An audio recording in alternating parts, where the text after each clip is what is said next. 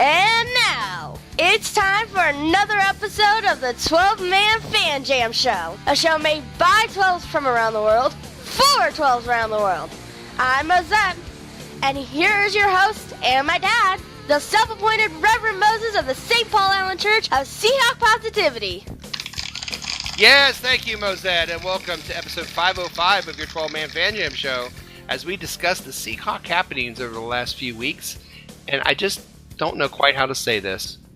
Kofife? I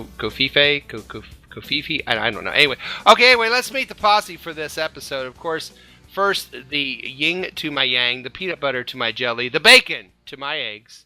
Matt from merry old England. Hi, Matt. Good morning, Moses. How are you? I'm wonderful, Matt. How are you? Well, it's a mixed bag. Good news and bad news. Good news is I've got a brand new chair. Yay!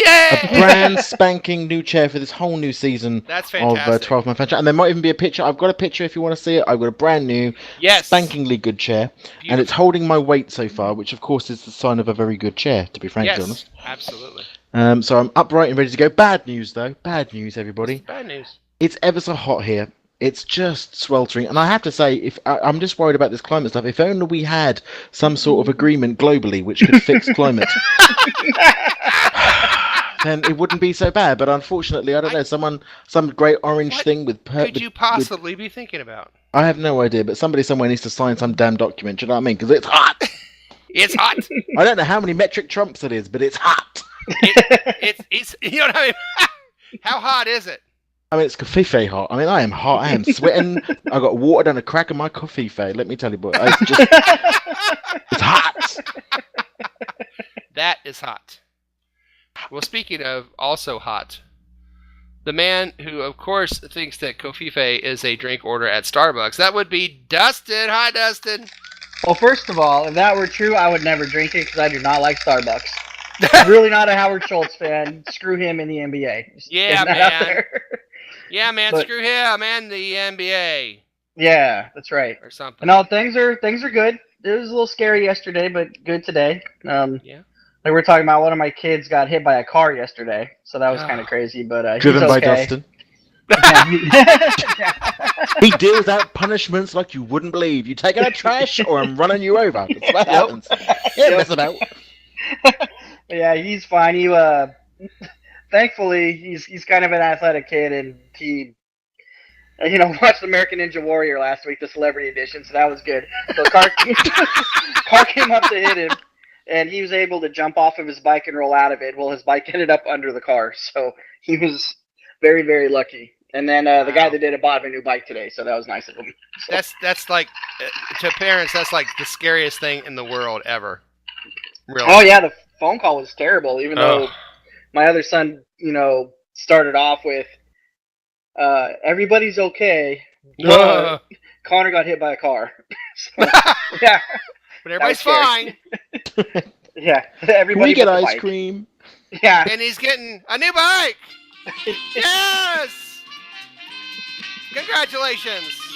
Yep. That's a new Price is Right game, which is avoid the cars. Yeah. So that makes higher and lower really difficult, doesn't it? Too low and you'll go underneath the car. Too high and you'll go right over the bonnet. Oh, ouch. Yeah. It's funny. The dude that bought the bike turned to his brother and was like, "Hey, don't be trying to get hit by any car so you can get a free bike too." Like, yeah, dang it. A little bit of advice on the way out there. You caught me. Mm-hmm. Yeah, scary stuff.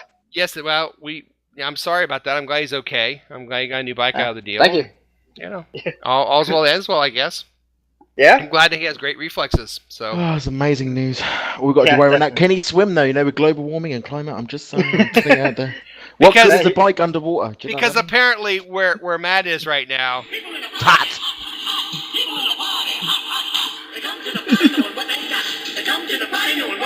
Hot. You're hot. He's hot. She's hot. I'm hot.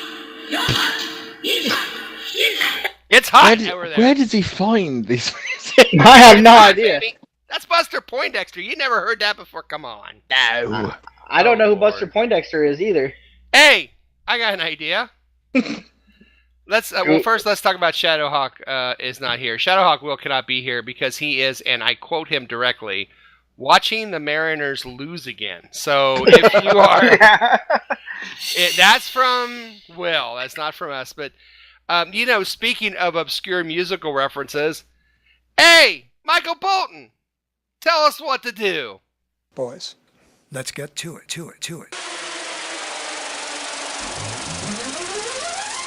That's right, gentlemen. Let's get to it. This show is broken into 4 quarters and a halftime. Quarter 1, we are going to actually settle down and remember Cortez Kennedy. We're going to talk about his impact on the Seahawks and the organization and football in general.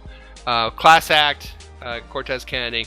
So the first period is going to be a little bit more subdued than normal. And then second quarter, Matt's going to tell us about the UK Seahawker meetup they had last weekend from around Great Britain, I believe, Matt? Yeah, and Florida and other places, yep. And yeah, Florida and other places. So he'll give us the lowdown on that. Jacksonville is practically an NFL or an NFL team over there, so that's fine. That works. Kept trying to kick all the players out. Go away. We don't want you here. Piss off. At halftime, the best Seahawk theme to play along game on the internet, 12-man Fan Jam Show halftime trivia of the world. Dustin looks to three-peat. He's won 3 out of 4 so far this year. Preseason. So, None of these count, people. None of these count. They're all preseason. In quarter 3, we're going to review what the NFL owners did and play our own yay or nay to decide whether we as owners would vote along with these rule changes or not. And then in quarter 4, we're going to take on some of the Seahawk rumors in a round of truth or crap. Before we start, we'd like to remind you to like, share, subscribe to the Seahawk Positivity YouTube channel. Join us on our Facebook group, 12-Man Fan Jam Show. We're on Twitter. We're on email. All right. Let's go ahead and get to the first quarter, remembering Cortez Kennedy. Of course, the Seahawks announced as recently as the day of this broadcast, I believe, or maybe the day before, that they will wear a 96 patch on the back of their helmets this year, which I think is absolutely well done by the Seahawks. I know the Saints actually wore 96 on their helmets at OTAs the other day. Tells you what kind of guy this man was.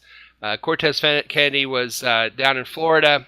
Apparently, the story I heard, you guys can correct me if I'm wrong, he had not felt well for about a week. He just hadn't felt himself and had canceled a trip to Special Olympics. And so one of his neighbors came in to check on him, and because he said he wasn't doing very well, so they wanted to make sure he was okay, and that's when they found him. Which is just a sad story. I will tell you personally, he is actually literally 4 days older than I am.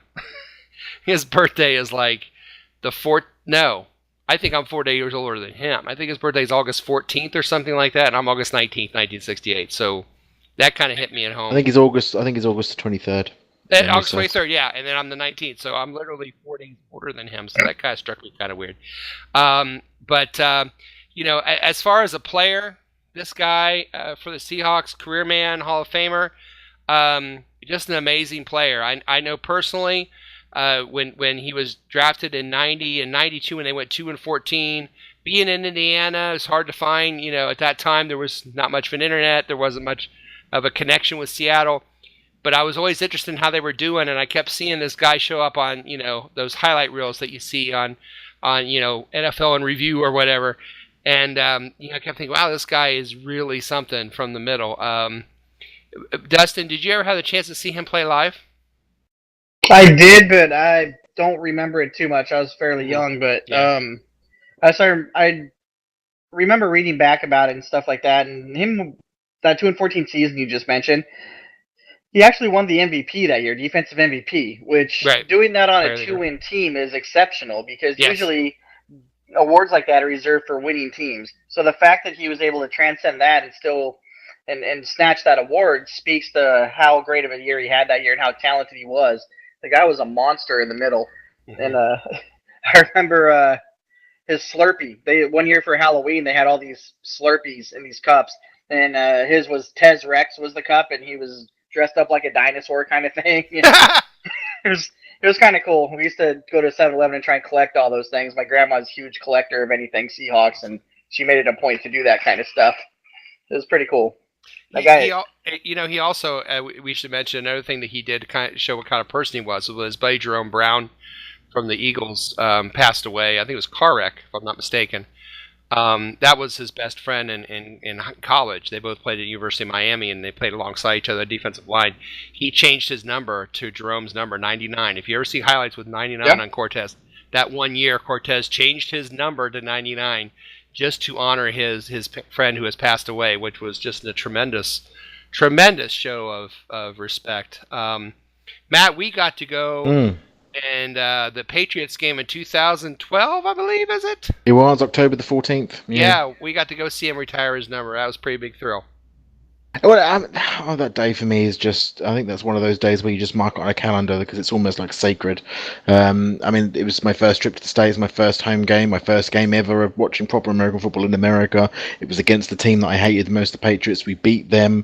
I get to meet you guys. I get to see Cortez Kennedy get his number retired. I mean, it's like some sort of universal day for me, which is untouchable. But the thing is I stopped watching American football. I mean, again, like Dustin, I'm a little bit younger than you, Moses. Just a tad, and I stopped watching football in the UK for a great many years. I didn't start watching it again until 2000 when we were still in the AFC West, and I think that was his last season, if my memory serves. I think what were we 6 and 10 or something? I think it was a losing streak anyway, and it was I suppose I never got to see him play, which is a shame in terms of live, but I was there for the last year that he had. But yeah, incredible lineman. It just he kind of changed a little bit. Linemen were always, especially guys in the middle. He was one of the first of the new breed of defensive linemen in that you mentioned a word you'd never mentioned with defensive linemen before Cortez very much, and that was quickness, speed. His speed for his size was spectacular. Yeah. And it just changed how you looked at defensive linemen instead of being a 400-pound guy that just sat in the middle and you had to move him. They became aggressive. They became, like Tez did, 2 or 3 blockers. He was one of the first that you could double team. It didn't matter. He'd get through a double team. And on the line, I always think of Lawrence Taylor kind of revolutionizing football with what he did at linebacker, but I think Tez did it at defensive tackle without question. It's funny, as great as he was on some really good teams, to be fair. Especially some really good defenses. I remember one year, I think all 4 linemen had 10 sacks or something ridiculous like that. And yet, one playoff game for this guy, which just does not seem fair at all. One playoff game. Well, like I said, they had some good defenses, but the offense a lot of times are not that good. Well, they just, 8-8. I always called them, back in the early 80s, early 90s, I refer to this team as the best 8-8 team in the league. Every year, they were the best 8-8 team in the league. They were 8-8, but man, you were ready for next year because man, they looked really good at 8-8, and then they would just stay there at 8-8. And you go, well, next year, they just could never get over that 8-8. It seems like his legacy. Obviously, if there's a Seahawks Mount Rushmore, I don't know anyone who would not put him on that. I'm sure Largent, the 3 together, Largent and Jones and Kennedy, kind of all go together. They were all career men in Seattle. They're all Hall of Famers. They're all great guys. All class acts too. Yeah. I got to meet Cortez, actually. I was fortunate enough to meet Cortez a couple years ago. It might have even been that game you guys were talking about earlier. I can't remember now because it all kinds of blurs together over the last few years. But I was there with Nicole Fawcett and her son Austin. Mm-hmm. We were in there and we're watching the pregame show. We went over and we checked it out where they're doing the radio stuff. And Cortez walked off the stage afterwards, and he actually stopped and talked for a minute. And Austin got his picture with Cortez Kennedy that night. That's awesome. And he's a real super nice guy. That's amazing. Not all that surprising from what I've heard and read. I mean, people are really upset around the NFL about his passing. It kind of tells you, like I said, when the Saints are put 96 on their helmet for a whole day of practice, that shows you the effect that he has on the world around him. And even over here, I mean, last weekend, and I'll come on to this later, but we had the UK Seahawkers national meetup for the year last weekend. But even there, there's 50 of us in the room over here in the UK, and we stood and we clapped for 96 seconds, and that was all broadcasted live on Facebook and stuff in memory of Cortez. So, he's remembered everywhere. Incredible. He definitely is, and a great Seahawk, a great Seahawk and a great guy, and we'll miss him, but it sounds like the team is going to do the right thing by putting 96 on the back of their helmets for this year, and hopefully maybe they'll give them a rallying cry for this year. Who knows? So, all right, Well, thank you, Cortez, for everything, and that'll end the first quarter. It's the end of the first quarter, bitches. Coming up on this episode of the 12-Man Fan Jam Show, lots of show left. We discussed the new changes coming in the NFL, but next up, it's Matt's trip to the UK Seahawkers meetup. We'll be right back after this. You're listening to the 12-Man Fan Jam Show on the Seahawk Positivity YouTube channel. Straight up now, shoot me. Holy shit, it's the second quarter. Welcome to the second quarter of episode 505 of the 12-Man Fan Jam Show. It's time to turn the show over to Matt and discuss his trip to the annual UK Seahawkers meetup. Matt, tell us about the meetup from last weekend. Right, well, every year, we've increased our membership of the UK Seahawkers over here, sort of year on year. I think we're up to about 260 paid members now, which I think makes us one of the largest chapters. Wow. I think certainly outside the US, I think we are. Well, I think we are the only chapter outside the US, so we're massive. But every year, what we do is we find a spot somewhere in the UK. Last year was Manchester. I think the year before that was Birmingham. This year it was Nottingham, the home of Robin Hood. So we put up a little place, found a little spot, and basically out went the call. We had about 50 of us turn up. There are some pictures as well on Facebook, Mose. I don't know if either you want to grab some of those and put those up so people can see the numbers. But we also had some people over from Florida. We had Craig Goodwin. And Teresa coming over as well, so they were amazing. They'd flown over to have a holiday in the UK, but at the same time it happened to coincide with our UK meet. They saw it on our Facebook post and said, "Do you mind if we tag along?" And we're like, "Hell no!" So they all came along, and so they had a great day out with us too. It's basically, I think, it's a bit similar to when we used to have the Sea Blue meetups, where we all just get together and drink, and it's a bit like having family come back together. It's exactly like that. Really friendly atmosphere. It was a great club in Nottingham. We all came together. We did the memorial to Cortez. We also did a raffle. We were also raising money this year for our two charities, because we have two charities that we donate to. One of them is Archie's Smile, which is a charity donated to supporting families and with children. What's it called? Oh my goodness, it's gone straight out of my head. See, this is what happens when you task me to do things at 3 a.m. My brain just doesn't function that well. But anyway, there's one charity called Archie Smile, and then there's another charity for UK veterans, which we also Down syndrome. That was the I was thinking of. So we do a family support families with Down syndrome, and we also do the charity for UK veterans over here too. I think we raised about $1,200 for them. So that was split between them, and they get that. I think it's about £1,000 or $1,200, something like that, in that region. And that was through an auction. So we had some of the stuff, and some of the last stuff of Ian's property was auctioned off as well. So he had like a ton of memorabilia, and the family have sort of been gently auctioning bits off to other Seahawkers so that it stays within the family, if you like.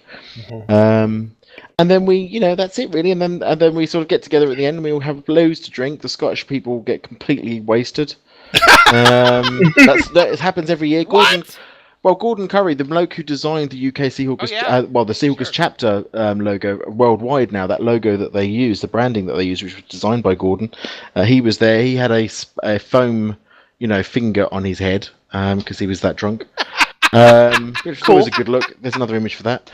There's pictures on my Facebook for that. So it was just a fantastic time, and it's our national event. We get together and we do it every year. That's fantastic. I mean, I just love hearing about, we always say on here, this show is made by Seahawkers from around the world, for Seahawkers around the world. And obviously, Matt being in England is a big part of that. And the UK Seahawkers, I know we've always had a fairly decent amount of people. I know at least a couple people listen to the show from the UK. And that's just wonderful. The fan club is just huge. I mean, that's 260. Can you believe 260 paid members in the UK fan club? That is just amazing. I'm just Dustin. What do you think of that? 260 fans in the UK that are Seahawk fans. That's Enough pretty to awesome. Pay in a fan club. Yeah, I was gonna say not only fans but paying members of the club. That's pretty cool. The NFL is definitely something that's popular over there. There's no doubt about it. No matter what people say. NFL has its place. It's not all soccer. Oh, absolutely, absolutely. And I used to get so mad, and Matt would follow me on this. We've talked about this before, where people, well, you're not a real fan if you're not from Seattle, or, you're not a real fan if you don't go to the games, or Yeah, you're not a real Matt. fan if this, that, or other crap. And it's like, man, you're not blowing $1,000 to go to one game like we do when we fly out and have to stay at a hotel and pay for food and pay for a ticket and, all that. I mean, we go en masse. I mean, I'll tell you now, this year I think we're going to have, I don't know, maybe 3 or 4 UK Seahawkers at every single game. This is not just 1 or 2 of us coming over anymore. People have come over with us. They've experienced Seattle with us. We've got a load going to New York this year because obviously it's the East Coast, which is great for us. So these UK Seahawkers, they're talking formations, they're talking strategies, they're talking draft picks. We're not just sitting there just watching it, blindly at 2 a.m. or anything ridiculous. No. These are absolute fans who just adore their team. They really do. Well, Matt, before you and I met, I used to take trips out to Seattle, and I remember one time after a game, I bet there were maybe 12 UK Seahawkers that I met that were all there together, and a group of 12. And I'm like, my God, I thought I came from Indiana. I thought that was pretty cool. But, man, these people are coming from all the way over in Europe for this game, which is just amazing. We get the schedule's been released now, so we know what's happening, we know what's going on. So as soon as that goes up, I can assure everyone we are booking flights, we are booking hotels, we are deciding who's going over, and we're getting our field passes sorted out, because obviously part of the UK, we're the official UK Seahawkers. We're not just some English club on the side. We're official, so we also get to go into the lottery for the field passes and everything at CenturyLink. So these are proper family. What we talk about this as a family. Well, we're cousins from across the ocean, that's true, but we are family when it comes to Seahawk football. Absolutely. Thanks, Matt. That was a lot of fun to hear about, and I always love hearing about that every year, the meetup over in UK. And one day you guys will have to come on over. Do you know what I mean? You'll have to come and experience the English. A little live show from UK would be quite interesting, Dustin. We have reliable internet, I assure you. Dustin, you're still allowed to leave the country for now, right? As far as I know, I just don't know if I'll be able to get back in. That's the problem. See? That's where we all have the problem. Yeah. Well, before we go to halftime, I wanted, this is totally off target, but a little on target, because Matt always likes to make fun of how we spell things in America, and we don't speak proper English, and blah, blah, blah. So I've thrown up a map. This is recent. This is, I don't know how recent this is, but it's fairly recent. What they did was based on looking up on the internet, each state, the most commonly misspelled word from each state. And some of these are downright embarrassing. Now, the state of Washington, according to this, is pneumonia. Now, I think that's a hard word. Okay, pneumonia. I can see looking up pneumonia. Okay? Yeah. Indiana's hallelujah. That's not a bad one to have to work on. But you guys do spell pneumonia with a P, though, yeah. You're not like completely illiterate when it comes to those sorts of words. I do the medical abbreviation, so I don't have to worry about all that. Here are the states that I worry about, and it starts with Oregon. Oregon's word is sense. SCNSE. Okay. Okay. Idaho. Idaho is quote. Now, I don't know how you misspell quote, but apparently that's a problem. Yeah, I got nothing. In Mississippi, it's nanny. Nanny? Nanny. Nanny. Nanny. Tough word. But if you live in North Carolina,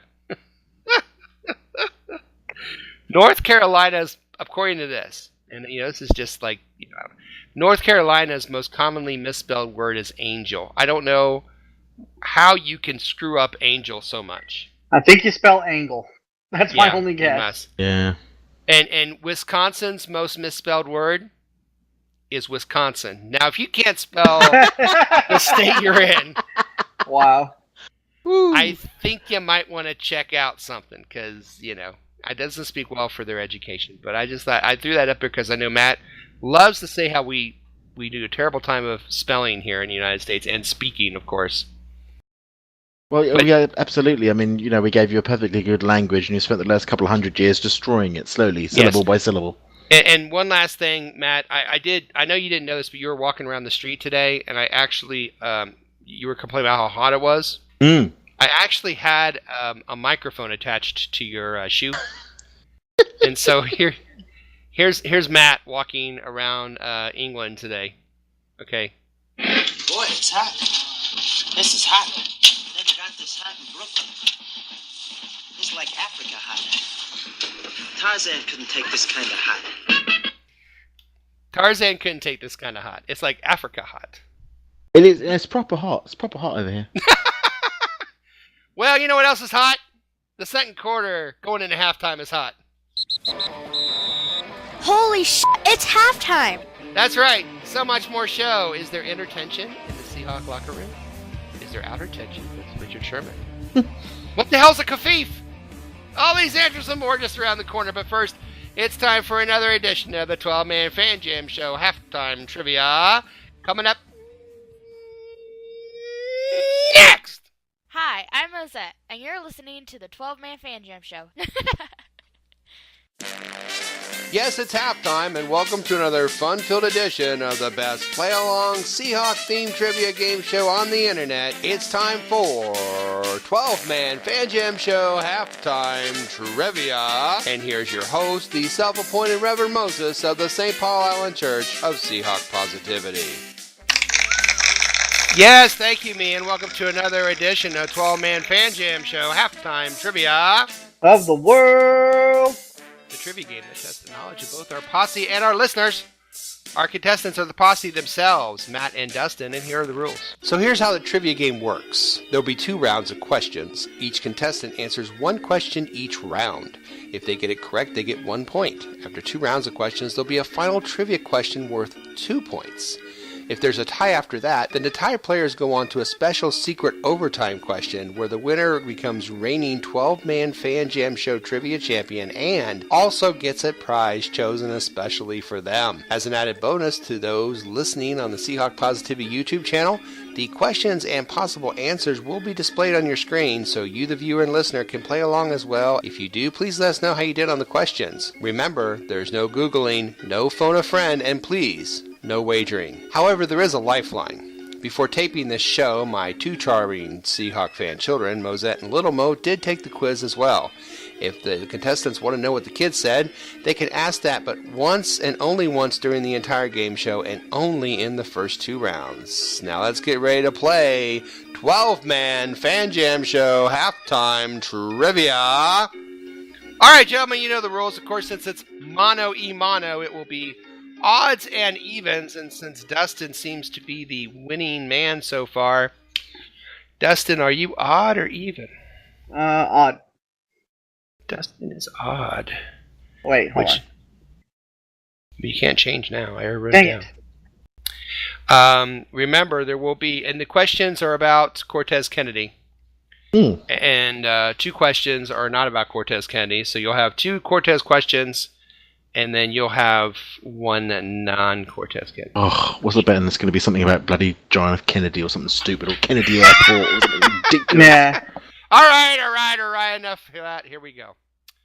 Dustin, here you go. Who, me? Yeah, that's you, right? You're odd. Yeah, okay. Cool. Are you ready? Yeah, ready as I'm going to be. All right, put the Google down. Here we go. Dustin, in the 1992 season, that 2-14 season that Cortez was Defensive Player of the Year. Are you going to ask me what the record was? No. What team did Cortez Kennedy have the most sacks against? Was it the Raiders, the Patriots, or the Eagles? Dance! I don't like the Patriots, so I'll say Patriots. You don't like the Patriots? I don't like them either. Wishful Not thinking. a lot of people do. I'm going to let her dance a little longer. Let her dance a little more, Chris. I'm sorry, I'll take longer next time. That's okay. Okay, Patriots, you said. A really good Wi-Fi connection. That Google answer just pops straight up, doesn't it? Little Mo could not wait to say the Patriots for the same reasons you mentioned. Mosette said the Raiders. You said the Patriots. Yeah, it's Patriots. Nice. He had, I believe, 4 sacks. 14. Yeah, but like 4 of them against them. He did have 14 overall. Ironically. Like I said, wishful thinking. Dustin, you're on the board. Yep. Yeah. All right. Matt, you ready? What college did Cortez's Matt, this nanny is your go to? This is your non-Cortez Kennedy question. You get it out of the way early. Oh crap! It's about the TV show American Horror Story Hotel, which I know nothing of these things. Which takes place at the Hotel Cortez. So there's your connection, okay? So in the TV show American Horror Story Hotel, which takes place at the Hotel Cortez, what was there's the your name? connection. What was the name of the character played by Lady Gaga? Was she Elizabeth the Countess? Was she Ramona Royale? Or was she Hypodermic Sally? What? What are you? Right, well, I have to. Is that if it's a horror thing you say? Then I don't reckon the kids are going to know either. Give them to me again. Give it to me again. Lady Gaga. Did she play Elizabeth the Countess, Ramona Royale, or Hypodermic Sally? Just because it sounds vaguely British and a bit like Downton Abbey, I'm going to say she played whatever her name was, the Countess. The Countess. Both kids said that as well. Oh, see, I could have asked then. And you did as well. Only because it sounds like Downton Abbey. Yeah! Elizabeth the Countess. Let that be a lesson to you folks. If ever you're in doubt, go with the Downton Abbey answer. Ramona Royale was played by, oh gosh, I can remember the lady's name, but she's really good. Academy Award winner. And Hypodermic Sally was played by Sarah Paulson, but you don't need to know that. Okay. Dustin. Yeah. Yours is a Cortez question.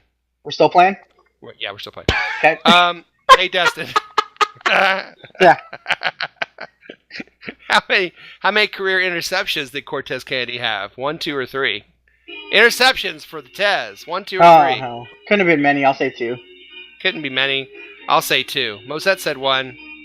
Little Mez said 2. You said 2. Nah, I'm sorry. It was 3. Oh, good for him. He had 3, yeah. Unbelievable, but true. Matt, how about a Cortez Kennedy question? Yes, please. All right. This one and the next one. What college did Cortez go? In the year 2000, Yes. Cortez Kennedy's last sack Yes. came against what team? The Chiefs, the Raiders, or the Chargers? His last sack. Dance! The Chiefs. Well, let's test the the kids' knowledge of this, because I think, at the end of the day, let's see how much they know about the hero that is Cortez Kennedy. Mosette said the Raiders. Little Mo said the Chargers. Nobody said the Chiefs. I'll go with the Chargers. He's going to charge. I don't remember the order of season, so I can't tell you. Okay. Nah, I'm sorry. It's the Chiefs. It was the Chiefs. It was the Chiefs. All right. Now for this one, this is Dustin's non-Cortez. And for this one, we're going to go back in time. Lady Gaga. We're going back to the 1930s when people talk like this. And it was 1936, and young John F. Kennedy came to play for football his freshman year at Harvard. He played for the junior varsity team, and my question to you is, what position did John F. Kennedy play in his freshman year on the Harvard junior varsity team in 1936? Was he an end? Was he a halfback? Or was he a quarterback? How tall was he? Anybody? I have no idea how tall Taller John F. than you. Kennedy was, but he sure played football back in 1936. He was taller than you. Oh man, that's a wide range. That's 90% of the planet. Yeah, I'll say Man, this halfback. man is swinging. Halfback. He said halfback. Mosette said halfback. Little Mo said quarterback. You said halfback. Oh, he's president. He was probably quarterback, but yeah, halfback. Sorry, he was an end or a tight end. I mean, Oh. they called it end. The scouting report was great set of hands, but he just wasn't very big, so they didn't. Oh, okay. And that's no joke. That's actually what his coaching notes said. Really good hands, but he's not big enough to play end. So What Marilyn Monroe said as well. he Really good actually wound hands, up just not big quitting. enough. Oh! Oh man, Nice. Hey, did Probably you gonna hear get that? shot now. Got There it Andrew is. Matt Clay over there. Nice. Yeah, great hands. I guess you could ask Marilyn. That was nice. All right, Matt. Yes. How many career forced fumbles are Cortez Kennedy credited for? Is Cortez Kennedy credited for? 10, 11, or 12? How many forced fumbles is Cortez Kennedy credited with? Oh, I don't know that. I don't know that stat. 10, 11, 12. Well, let's go. Well, 12. Let's 12. Right, let's go up for the right top. Wouldn't it There be you go. awesome? Wouldn't it be awesome? 12? Because, I mean, that's... Yeah. I mean, 12. I mean, just to be perfect. Little Mo said 10. Mosette said 12. You said 12. Nah, it's 11. Yeah, one more. So we are at 1-1, which means, of course, the final question, there will be a champion. And, of course, that means that it's time for our final question. Like the last question? All right, here we go. Our final question will always be a number, high-low. The first one, the closest one to it, gets the 2 points and is a champion without going over. If you both go over, whoever's closest gets the 2 points. And here is the question, and we will start with Matt, because Dustin is defending champion. It's tie score, which means, Matt, Dustin's either going to one above you or one below you. One below you. Yeah. Here you go, Matt. That's how this works, guys. All right. The question is this. Matt and Dustin, starting with Matt, how many career tackles is Cortez Kennedy credited with? Now, that would be, I believe, solo and, whatever they call it together, assists. How many career tackles did Cortez Kennedy get credit for in his career? Well, I think I know this because I think it's 668. He thinks it's 668. He thinks he knows this. He thinks he does. He's off by about 100. I believe it's 558. I hate both of you.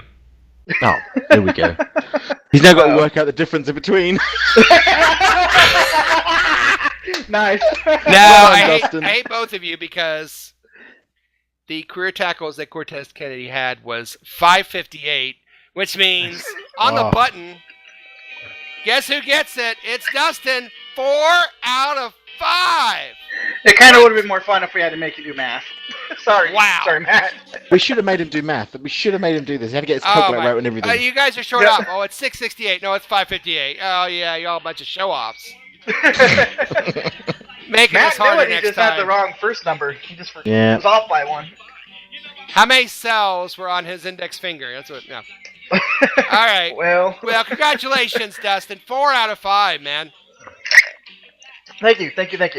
You're very welcome. This has been another crowd-pleasing, heart-stopping, award-winning edition of 12-Man Fan Jam Halftime Trivia. We'll be right back with the second half of the show after this quick station identification. Skilo, take us out. I confess it's a shame when you living in a city that's the size of a box and nobody. Welcome to merry old England, packed full of castles, tea, crumpets, and Yorkshire pudding. I can't think of a single place in the world I would rather be right now. Are you kidding me? Touchdown, Seahawks! Holy shit, it's the third quarter. Welcome to the third quarter of your 12-Man Fan Jam show. Hey, you! Yes, you moving to higher land. Like, share, and subscribe to the Seahawk Positivity YouTube channel. Join our Facebook group, 12-Man Fan Jam Show. Do it now before it gets too hot for the internet. Hot, hot, hot. All right, it's time for the posse to become owners in the NFL as we hold our own voting on the upcoming NFL rule changes and other issues that were discussed at the NFL owners meeting last month as we vote in our own edition of yay or nay. I say the nay. All right, here's how this works. I will give you each a topic. I will round table it. I will call for your vote, and you will vote. And I will vote as well. We will decide ourselves if the new rule changes and the new things that were discussed, and some that were used and some that were not used, if they would actually happen if we had a say. Are you ready? Mm-hmm. All right, topic 1. Allowing the Raiders to move from Oakland to Vegas. Dustin to win. Don't care. I mean, I probably would have approved it because there's a real. Try to care a little bit. Joe, there were so many owners that felt exactly the same way as Dustin. But and I would kind of feel the same way as they do, probably in a certain respect, because I don't care if they move or they stay, but if they do move, I get a relocation fee because they have to pay the owners to move. So you get money. Bad. So you're voting yay or nay? Give me something. Yay for money. Yay! Matty Bobaddy. Yeah, well, I've had a little chat with my, co-owners and other people part of my team, and we're not very happy with this move. We don't like the idea of having to rip teams away from loyal fan bases that have had to put up with crap football for many, many years. So I'm a nay, I'm afraid. No, stay where you are. Stay where you Nay! is. Tie, Is that- break the tie. I feel like he's projecting Jacksonville on us with that one. Just a little bit. Yeah. Stay where you is. Here's what I vote Jacksonville. and why. Oakland has had years to build a new stadium. If they love their team so damn much, they should have a new stadium for them. I say get the hell out and get to a new stadium. I vote yay! What did Number Dustin 2. vote? Huh? Dustin What did said Dustin vote? yay. Dustin Yeah, I said wasn't yay. listening. I didn't hear what he said. I don't. No one, hey, at this point, no one's listening. But Ugh. Dustin said yay. You said nay. I said yay. All right. Yeah, so it's official, guys. The Raiders are moving to Oakland. Or no, Okay. they're Official in now. Oakland. Put They're the gonna move stamp on to it. Put the Vegas. stamp on it.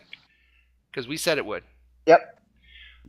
Item number 2, reducing overtime from 15 to 10 minutes. Dustin Night Ranger. I say nay. I think it was dumb. I know it's in the name of player safety and all that, but they went through and they looked, and that only saves some like 5 or 6. What was it? It was less than 1% of the amount of plays in a total NFL season. And if you're trying to crack down on the amount of plays that they're actually playing, it's just a BS thing that they did just for good PR to try and say it's for player safety. It was a dumb decision to do, and I say nay. That's just, Dustin says nay. yeah. Matt War, what is it good for? Absolutely nothing. Okay.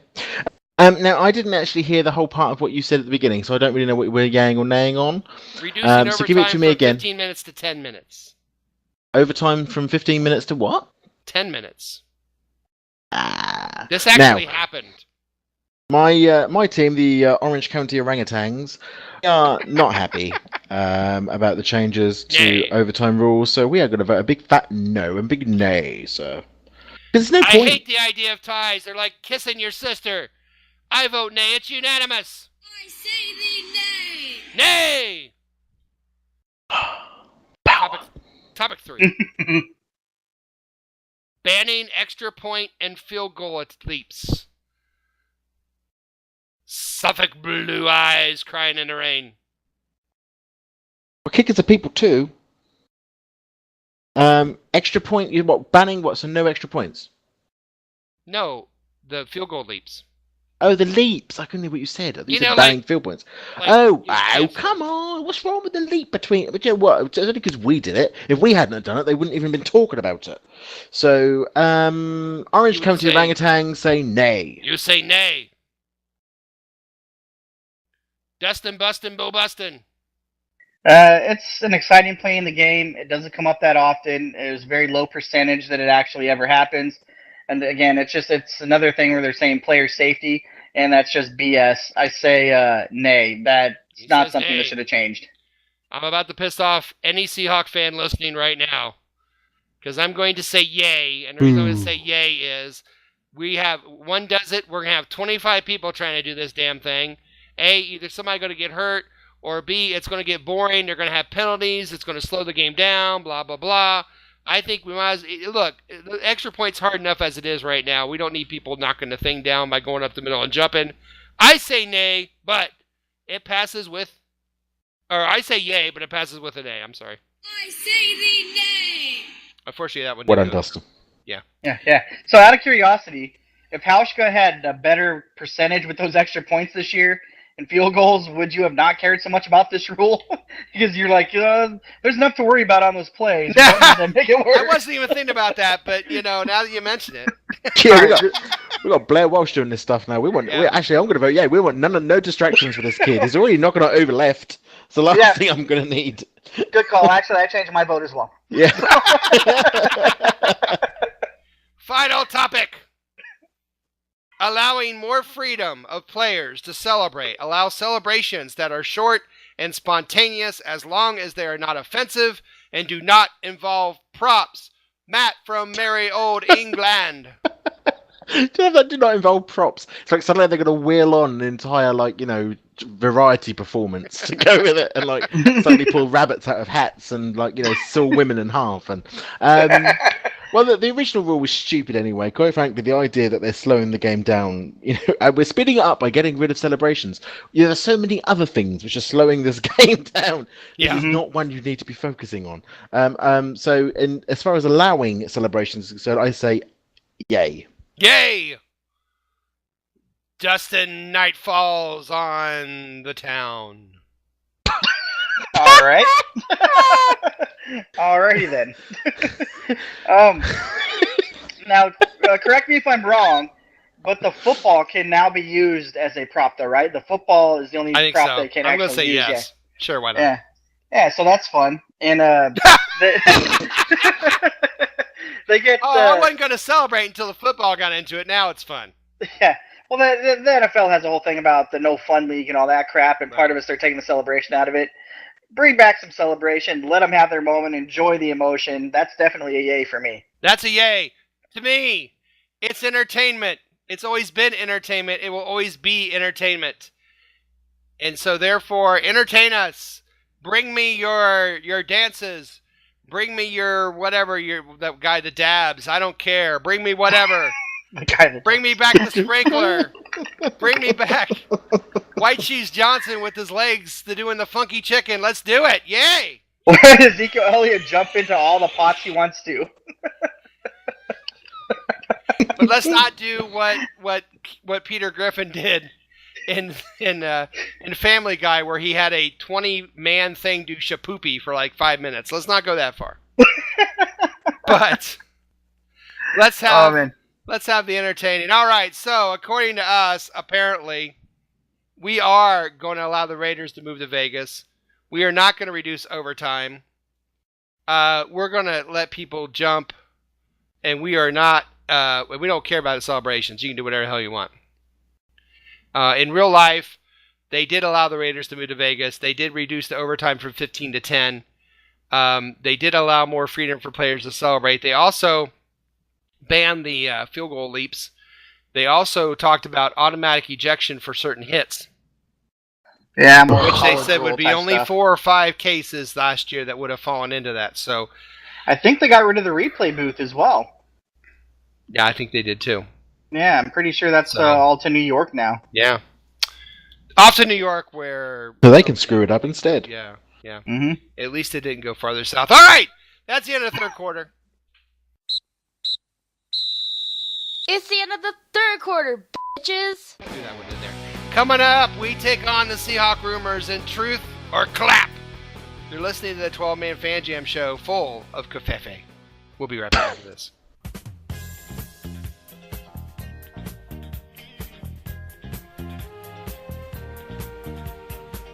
Hello, everybody. This is Statsman Mark.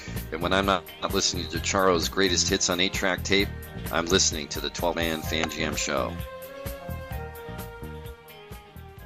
Holy shit, it's the fourth quarter. Ah, yes, it's the fourth and final quarter of this episode, 12-Man Fan Jam show. What the hell were you talking about with Dustin's whole, night wing thing? Dustin Night falls on the town. That's pretty cool. I was hoping for Lord Commander of the Night's Watch. That would have been cool. I almost said Dustin Knight Rider, but I didn't get there. Yeah, that would have been cool. It had that voice in. Hello, Michael. Hey, I have poetic license. I love that voice. Who's my favourite voice in every television film ever was Kit. Hello, Michael. Yeah. It was really good. He sounded really pissed off all the time. You put unleaded in, Michael. I'm a fan. The seat's still squeaky, Michael. And you haven't built it up. Oh, God, when we shut up. Shut up, Kit, shut up. I just loved him. He's my favourite of all. He was pretty good. Oh, my God.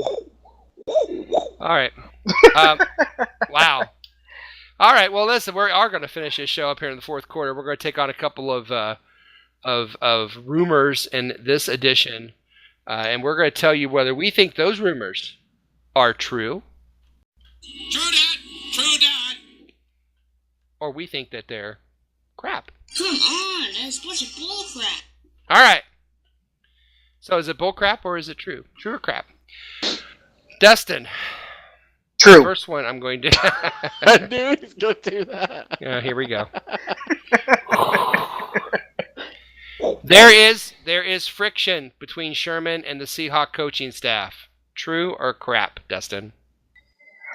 I mean, they're his bosses, so I mean, What kind of answer is that? It's true, man. A lot of times there's friction between management and the employees. So not always. I'd say a lot of times there is. I'd say it's pretty common, and there probably is little friction, but it's probably more from Sherman's end than the coach's end. I think the coaches are probably just fine with them for the most part, other than maybe the offensive coordinator at this point. But yeah, I think it's probably a little true, to be honest with you. More true than crap. Matt? Absolutely. I think absolutely. But that's the sort of player he's got an opinion about everything. And coaches hate when players have got an opinion about everything. You know, of course, there's always going to be that little chippiness. There's always going to be that, you know, you mad bro type of attitude. It's still part of who he is. So, yeah, I think the absolute... And I don't think it would be right if there wasn't any tension between him and the coaches, to be honest. You know what? I think it's a bunch of crap.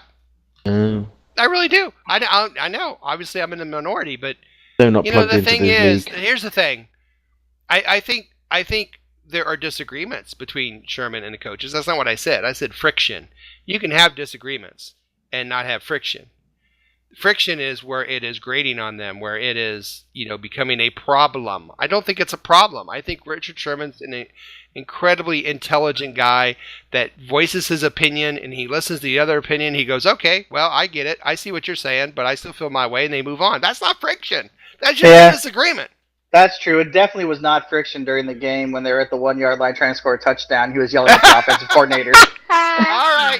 Definitely not friction when he's trying to punch someone on the sidelines twice. That's going to bring me to the second no friction one. when he tried to kill Aaron Andrews. No, absolutely no friction anywhere at all. Yeah, that's a real question. How much friction is there between Aaron Andrews and Sherman? Like after she got hit on the head by the football, she can't remember it anymore. Oh my gosh. You guys. All right. Number 2, Dustin. The Seahawks are suffering from a Super Bowl 49 hangover. True or bullcrap? I think that it should be complete bullcrap, but obviously it's true. If that how is it obviously true? Because did you watch last year? Yes, I did. All right. Well, do you remember that game that we just referenced where Sherman's yelling at everybody about the play from the 1 yard line, and they're throwing the ball and it almost got intercepted? But that wasn't last year. Were you watching, Dustin? That wasn't last year when that play happened where Sherman blew up on the sideline because it almost replicated what happened in the Super Bowl? No, I'm talking about the Super Bowl. The Super Bowl wasn't last year is what I'm saying. You're not hearing me. We're like Wesley Snipes. We're like Wesley Snipes and Woody Harrelson talking about listening to music right now. You're hearing it, you're not listening. Here's the thing. I can hear Jimmy. See, you know what I'm talking about. What I'm saying is last year, that play, they threw it from the 1 yard line. I think it was against the Rams. Almost intercepted. Sherman blew up, right? There's no way that still wouldn't be an issue if there wasn't some sort of hangover. Sherman wouldn't have reacted like that if there wasn't something hanging over the team that causes that reaction. So hundreds of plays last year. Hundreds and hundreds of plays. 16 games times, well, how many? 80 plays? Probably more. And you're picking this one play and saying, yep, they're suffering from a hangover because this one time. It got triggered. Obviously, they're thinking about it. If they weren't thinking about it, there wouldn't have been a reaction like that. Okay. So you're saying truth. Yeah. All at least there's some truth to it, I'll say. Okay. Fair enough. Matt? I'm sorry, what was the question again? I zoned out there for a second. That's okay. It's so and hot white over men here. Can't jump. No, seriously, it's so hot over here without a climate agreement, so it's hot. just too so freaking hot. Oh my God. What was the question again? Well, if you can stop melting for a minute. Frosty. Frosty. The Seahawks are suffering from Super Bowl 49 hangover. Is that true or bullcrap? I think it's true, but I think the reason it's true is that they're not allowing themselves to move on. Quite frankly, the very fact that we're still talking about it, the very fact that every time they speak to obviously, as Dustin said, although I can't remember which year it is now, whether he's gone forward a year, or back again, but whatever year it was, it's still a problem. It's still something they're playing over in their heads, and they've got to stop it. You've got to have that short-term memory. Walk away from it. Get on with it. They made a good play. We made a stupid strategic decision. They made a good play. Get on with it. Look forward, not backwards. Okay. I think crap for a number of reasons. First off, are any of them good ones? Yeah, well, probably not. Right. The first reason I think it's crap is that one play didn't cost us a Super Bowl. I say nay. Tom Brady driving twice on our number one defense in the fourth quarter, down by 10 points, cost us the Super Bowl. So that's where I'm going there. First off, second off, after the Super Bowl, did we go 6-10? Did we go 8-8? No, we made it back to the playoffs. Now, if you want to talk about Super Bowl hangover, look at Carolina. That's a Super Bowl hangover. Well, that's just a I'll hangover. say this right now. Look at Atlanta this year, because Atlanta will be lucky to be 8-8 this year, and I'm calling that right now because they're going to be going through a Super Bowl hangover. But if we were a Super Bowl hangover, we would not be back in the playoffs. We'd be 6-10, 8-8, and going, oh my God, what happened to this team? To me, that's what a Super Bowl hangover looks like. I don't know. I think it depends on your definition of a. You're still one of the best teams in the league. How is that a hangover? I think it depends on your definition of hangover. Kind of like your definition of friction was kind of different how me and Matt were looking at it. Yeah. It's just, it's a little bit different. The hangover to me means there's an overlying. There's a residual energy. There's a lull. There's a missed opportunity sitting there that they can't get out of their heads. Yeah. See, and that's why they're better at English than us, because I couldn't spit that out. No, they're better at English than us. All that ice he's throwing in his face, it's made his lips go numb. Yeah. All right. So we agree to disagree on that one as well. Last one. But let's just to clarify for the listeners, you are still in the minority, is that correct? Yes. Well done, Dustin. Keep going. We're doing great. Yes, we are. Dustin. Totally winning this. Yeah. Russell Wilson gets special treatment by this coaching staff. True or crap? He's a quarterback, right? Hold on. Does anybody know that? I don't have that. Hold on. I'm going to wiki that up. Apparently, Colin Kaepernick is our quarterback. Yeah, I don't know. Yeah, I think he is. Russell Wilson, quarterback. He is. He's quarterback. I'm gonna say yes. He gets treated differently. He's a quarterback. Wait. Gets special treatment. Well, I guess. I don't know what special treatment means. Can you define special treatment? He's not held as accountable as other players because he's Russell Wilson.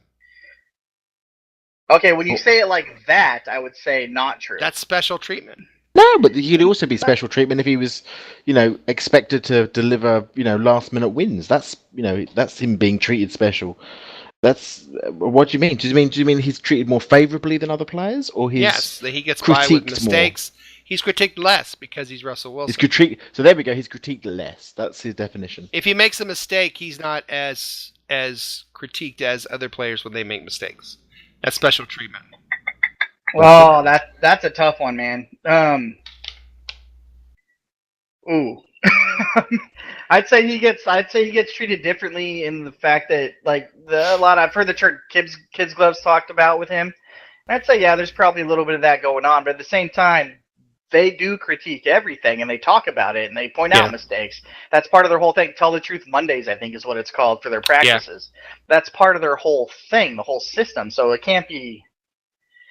But at the end of the day, he's a quarterback, and I'm going to say yes. He probably gets some kind of special treatment because he is a quarterback, and they have to keep his confidence up. He has to trust in his skills, and he has to have that that mentality that I'm going to do this. I can do this.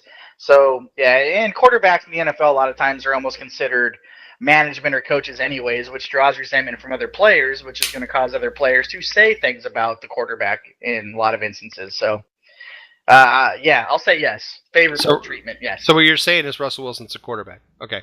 Yeah. Matt? Well, after Tell the Truth Monday, you got sort of like Covfefe Tuesday, so as soon as that happens, all bets are off. Well, of course, I have to say I agree with Dustin's point of view. I think of course he's treated especially differently than other players. Other players are not treated, in the same way that Russell Wilson is. Russell Wilson is the leader of the team. He's a quarterback. He's supposed to be given special treatment. He's heard more. When he says, people are going to listen to what he talks about. He's going to have decisions to make over plays which other players aren't going to get to make. They are going to wrap him up in cotton wool. They are going to try and protect him. He's a franchise quarterback for which they're paying an enormous sum of of money. So, you know, on all of those levels, he must be treated differently. Is it one of those situations, however, where, you know, one person is treated differently because he is like the whole team? You know, if Russell Wilson went down with the team collapse, no, it'd be next man up. You know, that next man up, you know, potentially could be Kaepernick. So, is he treated differently? Yes, he is. Is he given special treatment? I suppose in a way, yes, he is. So, yes, I agree. Right, but not like Peyton but Manning not to the different. detriment of other players. I think this is the point. Okay. He is given special treatment, but not at the detriment of He's Graham, treated specially, or but because of his position. Yeah. I agree with you. And this takes me back to when Bobby Knight was coaching the U.S. basketball team, and this was when Michael Jordan was still at North Carolina and was coming out. He wasn't a pro yet, but they still had only amateur athletes. And they said, Bobby, how do you coach a guy like Michael Jordan? And he said, I just walk up to him and I say, Michael, you're not playing as well as you could be playing. And that's all I ever have to say. but, you know, the point is you coach differently, different players. And great players you coach differently because they're great. And as far as special treatment, Because, again, we're not going to turn around and say that Aaron Rodgers isn't treated special as part of that team. Or Tom Brady or any other. Well, Tom Brady shouldn't be. But, do you know, all the rest of them are all treated, you know, as their franchise facial quarterbacks. Those are the ones that are going to march out. As they should. As they should. Not a bad thing. Last one. This, you know, recently they've kind of kiboshed this rumor, but we'll go ahead and throw it out there. Colin Kaepernick would make a great backup quarterback in Seattle. Truth or bull crap, Dustin? I think if he's going to be a great back or serviceable back... Let's temper that. He would be a good choice as a backup quarterback in Seattle. Let's just say that. Let's temper it a little bit. Well, I think availability-wise, he's probably a better choice than Boykin. Because that dude's good chance he's going to be in jail. Always a problem when it comes to game day. It is, absolutely, yeah. They don't have... Unless you can get him to play in the courtyard, which I don't think I'll get to do. No, I don't know. Longest yard was entertaining. Yeah, but I'm kind of on board with it, to be honest with you. I think Kaepernick would probably be a decent backup here. And I think that if we had somebody like Kaepernick with us last year, I think that may have given everybody a little more confidence in allowing Russell to heal and not force him to play. Because, he's not accurate. I mean, you can't hide. No. There's no hiding that. He's not accurate. But he is a Super Bowl quarterback. He did play in the Super Bowl. He has playoff experience. He's been on winning teams. He does understand how to win. He just... There's quarterback issues that he has. But, I mean, we can make up for those. We can. So you're saying Truth, basically. Yeah, I think I'm leaning towards Truth, yeah. I think he'd be good here. I don't know that he'd be good in a lot of other places. Sure. But I think he'd be good for here. Or here... Let me turn that around a little bit. I think got to try and justify why he's saying that Kaepernick should be coming. No. I'm just saying. I'm just turning it around a little bit. I think that Seattle would be good for Colin Kaepernick more than Kaepernick would be good for Seattle. Oh, that's deep. So deep. Not really. My head hurts. I'll give you a short answer. Yes, I think it's true. I think he would be a good fit for us. I think he wouldn't really fit anywhere else, to be frankly honest. He doesn't play that sort of football. And we've got to keep in mind he would be a backup, which is important. I think we've got some coaches that would be able to develop him in areas. He's a mobile quarterback. He can get out of the pocket. He can run on you. Yes, he's not accurate, but then again, neither is Blair Walsh, and we're giving him a ball to kick. So, quite frankly, you know, accuracy is not a big thing this year, people. I don't know whether anyone's noticed this. Accuracy is not our buzzword. So, yeah, bring him in. Why not? And hopefully, at the same time, we can get rid of a ton of so-called fans who want to just, you know, play armchair coach and piss me right off, quite frankly. Yeah. I do have a lot of friends that are on the list for season tickets, and they'd really like it if a bunch of people jumped off the bandwagon. Yeah, wouldn't that be great? I mean, over one player. That is so shallow. I guess these people think like the same 53 players are going to be on this team for the next 20 years or something. I don't know what they're thinking. Yeah. I think that's where the difference is between a Seahawks fan and somebody that's a fan of the players or a fan of the moment. You know what I mean? Yeah. There's people that are definitely fans of the moment, not necessarily the team. Yeah, Great. But that's the thing. I mean, we've all spent how many years taking the mickey out of Kaepernick and the Moiners? Yeah. I mean, it's ingrained in us. It's part of our natural behaviour. Right. But Right. as soon as he puts on, I have to say, as soon as if he was to join and he put on a Seahawks jersey at that moment, I've got to stop. I've got to change my thoughts. Yeah. I've got to say he's part of my team now. Simple as. Change is hard. And I'm saying truth too, because I think he would be a good backup for us, especially the system here. I don't think he thinks he's a backup right yet. And number two, I think Shadowhawk Will brought this up. We don't have the cap room for the money he wants, even as a backup. But I think that the important thing, and I think Pete Carroll said this today actually, that he said, he's a starter quarterback and we've got a starter. Yes. And I think that was a message that he was sending very clearly out to Kaepernick and to other teams, that actually, as far as the money that you want, yeah, sure, no one's going to sign you, Kaepernick. Be very ready for this. Yes, right. And So, we'll just see. Now it's a dangerous game, I think, we're going to because tell he you, sits lower it out down. and plays the waiting game until someone gets hurt. He ain't no going one to get gets nothing. hurt. Man, you're out for a year. That's a long. It's hard to He get ain't back. getting after you're out nothing, for a year. and that will really crush his value. So, Yes, if I was him, I would just turn around and take whatever Seattle want to give him as a backup and sit on a bench. Hard game to play. But then he takes our thing and somebody gets hurt and he go taking that job. It's a gamble, but we'll see. We'll see. I imagine that's probably what he's holding out for. He's probably the best quarterback available currently. Probably, or at least in that discussion. Yeah. Yeah. And he's probably going to just wait for an injury and see what happens, roll the dice. Yeah, But, and sadly, that's a real dice roll. God forbid this happens, but if our line doesn't improve... Oh, God. Don't say it. He might end up in Don't Seattle you anyway, dare peeps. say it. Oh, my God. Wow. Woo. We need a cleanser after that, but... There's no way. But Russell Wilson's going to break Brett Favre's streak for most starts in a row. It's going to happen. Yeah. All right. Well, let's bring this wonderful and amazing 12-man Fan Jam show to a close. We're so glad you decided to waste some of the off-season with us. We certainly hope you laughed a little, and maybe you just might have learned a little something along the way. What did we learn in episode 505? Well, we learned that you can't play on Sundays if you're in jail. We learned Matt is hot, like really hot, like Africa hot, like Tarzan couldn't take this hot. Like Nelly wrote songs about him. We learned I can't hear Dustin. I cannot hear Dustin, but I can hear Jimmy. And Russell Wilson is a quarterback. So, on behalf of my partner in crime, Matt, Dustin as the Beaver, our news hound, Shadowhawk Will, and Statsman Mark, wherever they may be at the time, Roger Goodell, Mozette, Little Mo, Bubbles the Chimp, Babe the Blue Ox, Buddy Hackett, Sheila McRae, Art Cardi. Good night, everybody, and go Hawks!